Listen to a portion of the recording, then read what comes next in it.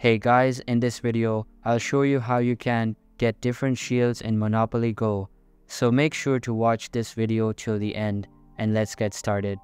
First of all, open the Monopoly Go app on your mobile device and make sure it is updated to the latest version available. Now, there are many ways you can earn new shields. Right now, there are no tournaments or events that offer shields, but you can keep an eye on it and play those tournaments that offer them.